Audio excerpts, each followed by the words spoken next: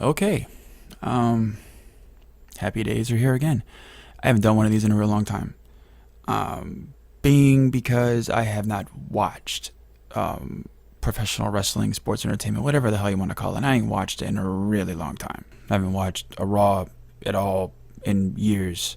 All right, so the show opened up with Seth Rollins. I found out that Ambrose isn't with the WWE anymore. That sucks. But yeah, so Seth Rollins is here and he's holding the Universal Championship. This is new on me. The thing looks ugly as shit.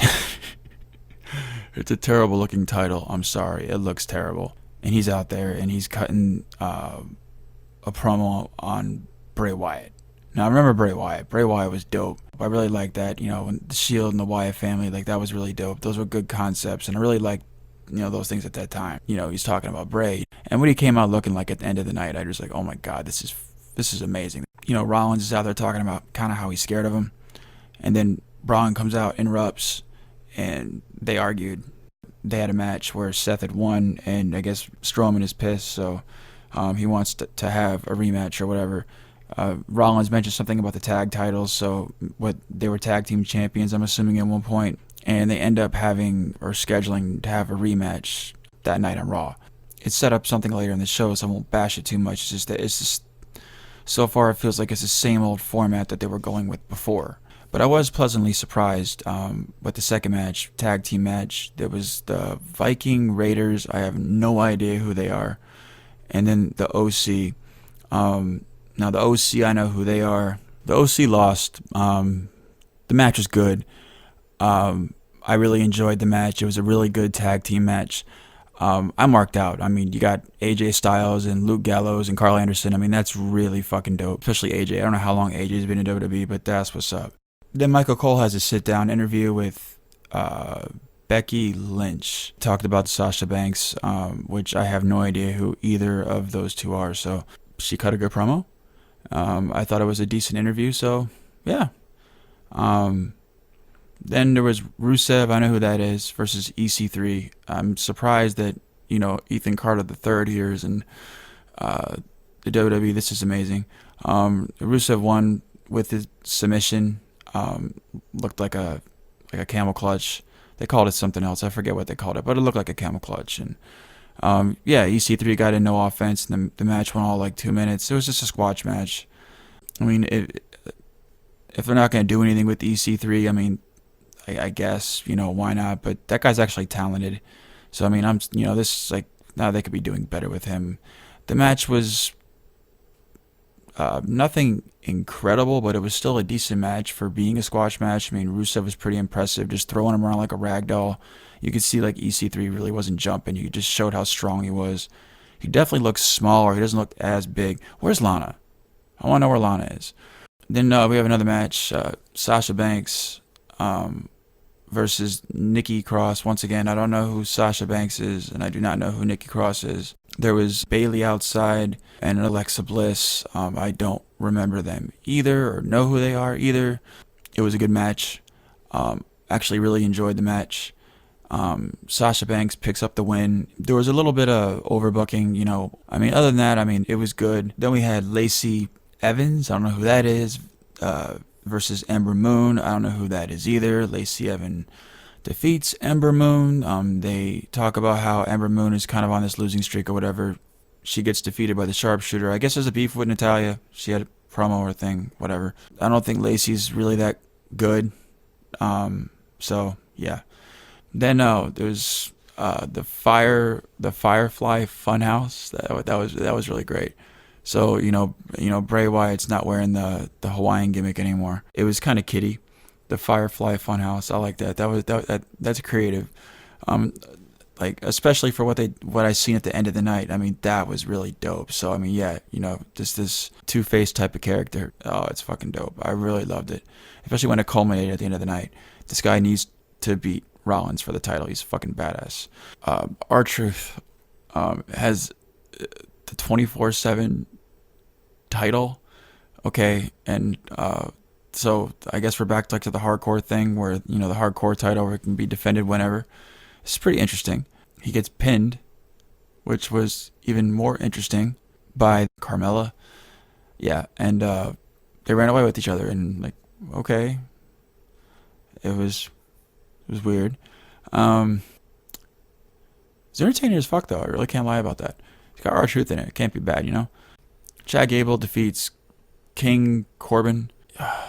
Seriously, I don't know who either of these guys are, but Chad Gable looks like a fucking small like beast. King Corbin, I'm assuming he's not. He doesn't go by King Corbin. It's probably something else. Corbin. I don't know.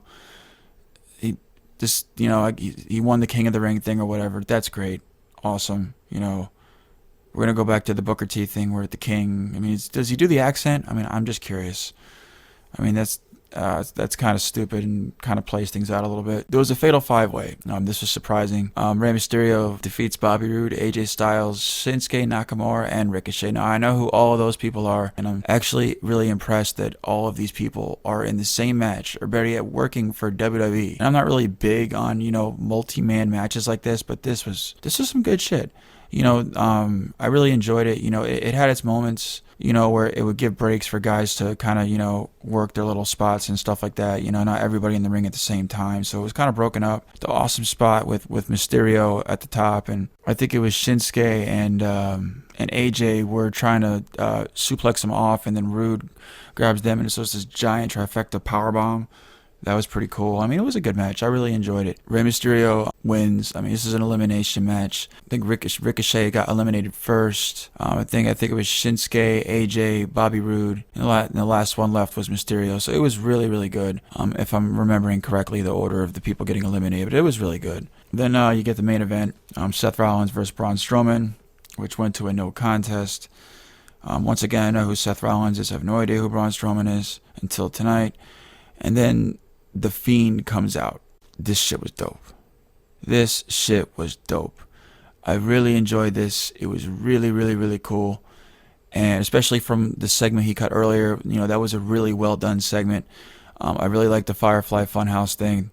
It really worked. It got me into the show. And the way this ended, obviously, you don't want either guy to look bad. So I guess the no contest is the right way to go. And if doing this was only for the fact to get the Fiend to interfere and use the mandible claw on the Strowman guy, then great. Just to scare the crap out of Seth Rollins for a second week running or whatever. I mean, great. Because Seth said at the beginning of the show that he was scared of this guy. Then well, there you go. So yeah, this was good. I like the way the show ended. Ended on a good note. I'm definitely wanting to see Seth Rollins versus the Bray Wyatt Fiend character. That was really, really good segment. I like that character. He was the best part of the show. So a couple things I wanted to pick real quick with the show. The 5-way elimination match prior to this was for the number one contendership to the title on the new season premiere of Raw. You're going to have Ray go up against Seth Rollins for the belt. Obviously, he's going to lose because it's going to be The Fiend versus Rollins, and it's not going to be without the championship. So there's no way that Ray's winning here. He was pushing the angle earlier that this is for his son, and he won the match for his son. So it's going to kind of suck, if he doesn't win. I'm just saying. But at the same time, you can't kill the angle that's already going that's going to be badass. So I'm actually really upset with this decision to make this match be at the Raw to start off the new season. That's just, like, why even bother if that's all you're going to do with it? Given no build, he wins the match, you go just to have the match and just get buried. I mean, that's just, yeah, I'm not sure why they did that. And it's going to be for the belt, The Fiend versus Rollins. There's no way it cannot be. I mean, I get they're trying to sell a championship match on free television. Why not save that for after Bray versus Rollins and then have Ray, go for the title against the winner of that? I mean, this is just... Once again, it's selling for the show, but it's just a burial of Ray for no reason. So, other than the fact they're trying to draw a rating for the season premiere of the show. So, it's almost like, with the things that happened tonight, like they can actually build a pay-per-view off of it. But but they're working to the premiere of the new season or whatever. So, I forgot to mention AOP. I thought AOP was freaking weird. It was an interesting segment to say the least. They also announced Brock Lesnar will be returning next week. Hulk Hogan will be returning. Ric Flair. at the premiere of Raw. So a couple of things were announced, and yeah, that's about it. So was a decent show. It sets up for next Monday by a lot. So I mean, I guess can't knock it for that. So, but with that said, final grade here. The show storyline wise, I haven't been watching, so it's really hard to talk about the story going into the show.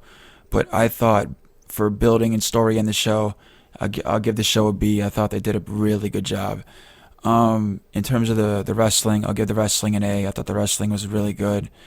And in terms of the results, I'm gonna give the results. I'll give the results a B minus, just because I thought the results were good for what they were, and for what's being set up for the next show. I just don't agree with Ray. I don't agree with that match at all. Because if the contender's not going to be after Bray versus Rollins, then it's just burying whoever's in that spot. So, overall, agree with the show. Stick it, pull everything together.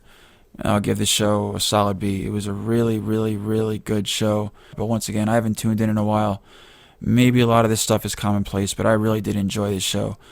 And it's got me wanting to tune in next week. So, that's always a bonus for me. So, that's it. Done talking, and I'll talk to you later.